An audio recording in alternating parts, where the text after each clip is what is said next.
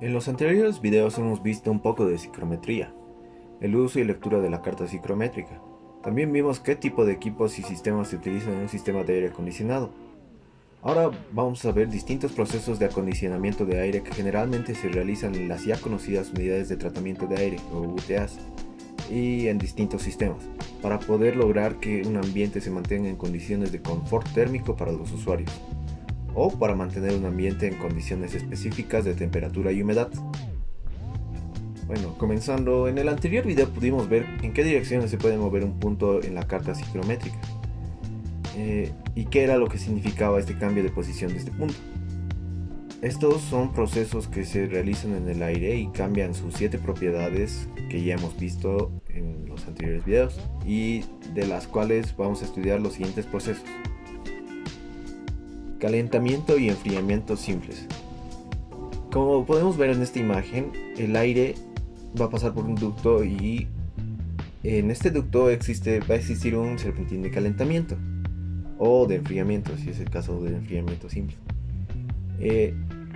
El aire cambia sus propiedades en cuestión de la temperatura del bulbo seco, como pudimos ver en el anterior video, pero va a conservar algunas de sus propiedades, como ser la masa, el flujo másico. El flujo másico del aire seco y el flujo másico del vapor de agua que está en el aire.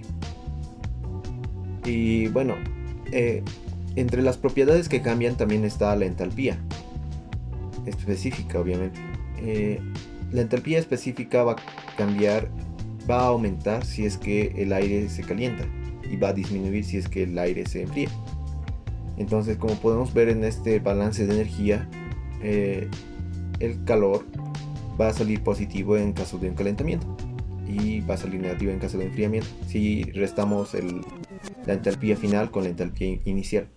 Calentamiento con humidificación. Bueno, como podemos ver, este proceso es un poco más complejo, ya que tiene dos secciones. Una sección es la de calentamiento y otra sección es la de humidificación. El aire va a circular por un ducto y en este ducto va a existir un serpentín de calentamiento y un humidificador. En el proceso de calentamiento del aire, la humedad absoluta se mantiene constante, pero cuando el aire pasa por el humidificador, la humedad absoluta va a aumentar, ya que estamos virtiendo, por decir, un poco de vapor de agua en el aire. Bueno, como podemos ver en estos balances, el aire seco se va a mantener constante, pero el balance de agua ya va a ser distinto, ya que la humedad absoluta va a crecer debido al humidificador. Entonces, como podemos ver en esta ecuación, necesitamos la humedad absoluta para poder hacer los cálculos del balance de masa de agua, del agua que se encuentra en el aire, obviamente. Y en el balance de entalpía, de energía, mejor dicho, el calor depende nuevamente de las entalpías, en el caso de calentamiento simple, porque podemos notar que este tipo de proceso compuesto lo podemos dividir en dos partes. El calor total que va a ser entregado al sistema está dado por el serpentín de calentamiento únicamente, ya que el humidificador no tiene nada que ver con el calor. Calentamiento con deshumidificación. Bueno, este proceso es muy interesante, ya que en la carta psicométrica podremos observar que primero al aire se lo tiene que enfriar y este aire llega al punto de tener la humedad relativa al 100%. Y cuando llega al 100% de humedad relativa, el agua del aire empieza a condensarse, ya que no puede pasar de ese límite, ¿verdad?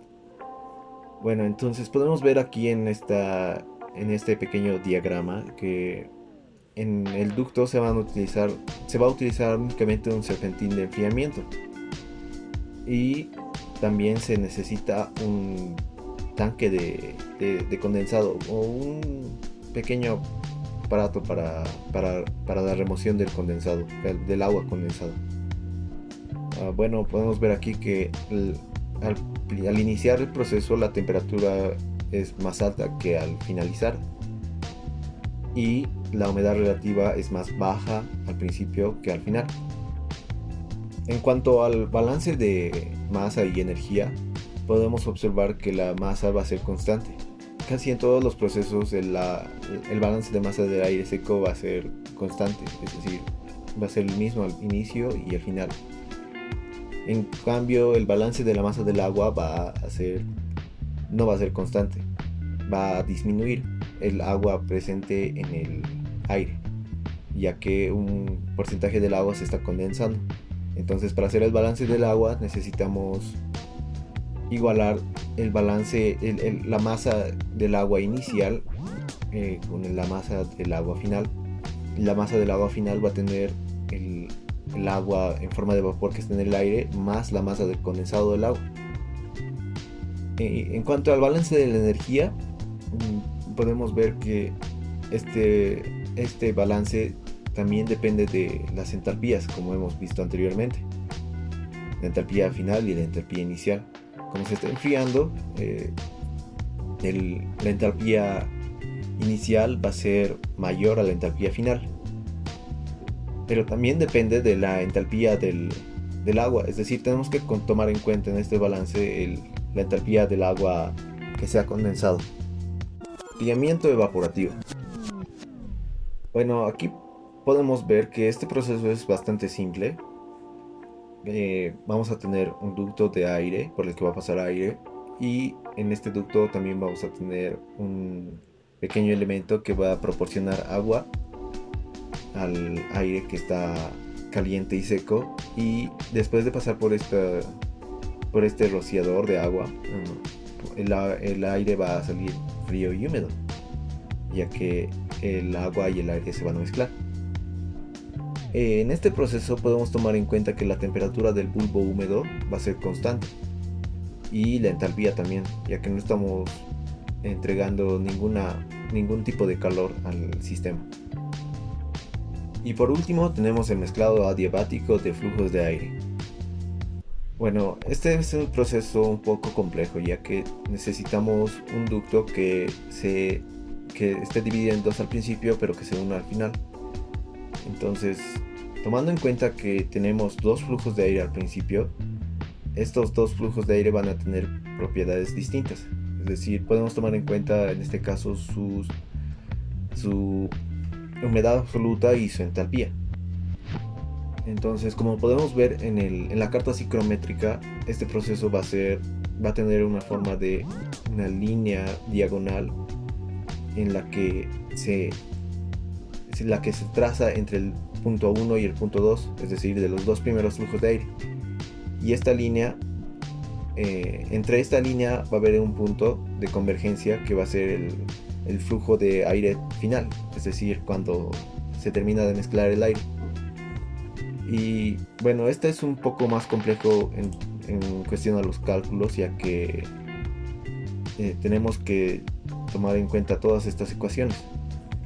Que vamos a tomar en cuenta que la masa del aire seco ya no va a ser constante. El balance de la masa del aire, el balance de masa no va a ser el mismo al inicio que al final, ya que tenemos dos flujos de aire que van a converger en uno.